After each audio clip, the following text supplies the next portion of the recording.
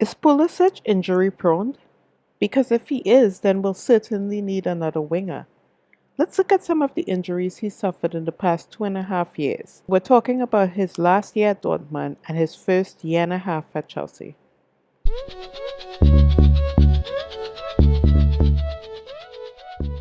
In August 2018, Pulisic suffered a muscular injury, subsequently seeing him miss playing with the US men's national team and missing Dortmund's next two games against Hanover and Frankfurt. 2 months later, Christian tore his calf muscle and was out for 15 days. He missed a Colombia vs Peru friendly with the US men's national team and a Champions League game versus Monaco.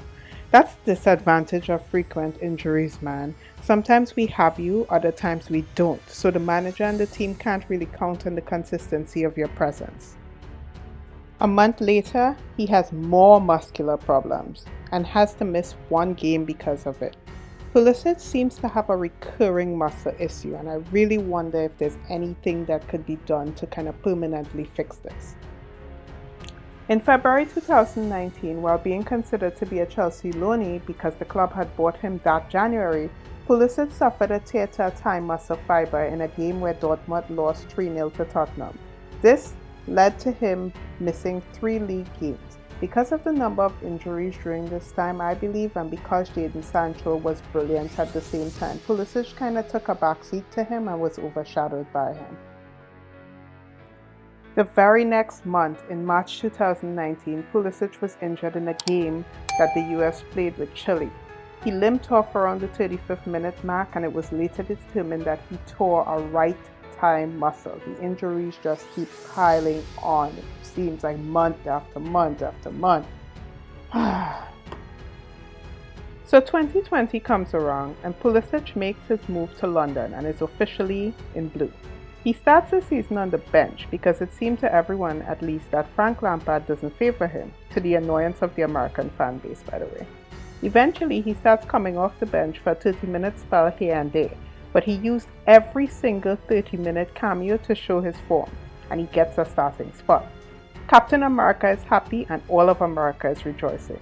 But come January of 2020, just when Pully gets into stride at Chelsea, the injury villain comes a calling. He suffered a torn abductor muscle and was out for 75 days and missed 11 games before the COVID break. Football starts again after the COVID break, and Pulisic comes back healed and on fire. He ends the 2019-2020 season as probably the best player on the pitch. Chelsea fans actually stopped questioning his quality, like some did at the beginning of his journey.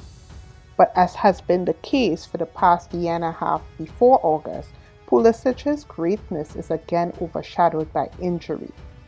In August, he suffered a calf strain and a hamstring injury in the FA Cup final against Arsenal. He was brilliant in the first half of that game, but the injury took him off in the second half. The injury wasn't only devastating for him, but for the entire team, as Chelsea eventually lost that game 2-1. So he comes back from the August injury, and Chelsea fans are excited to see the Pulisic they saw in the summer after the COVID break.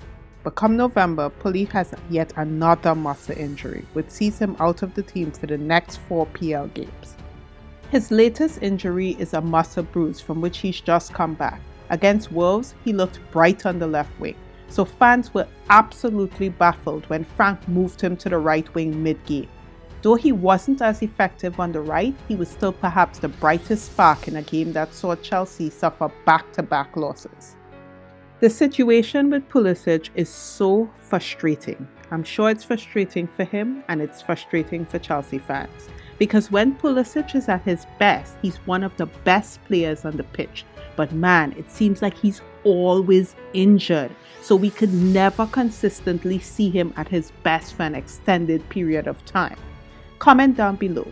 Would you say that given Pulisic's recurring injuries, given Callum Hudson-Odoi not being back to his best just yet, and given that Ziyech has already had 2 injuries since coming in at Chelsea, would you say that we need to sign another winger in January?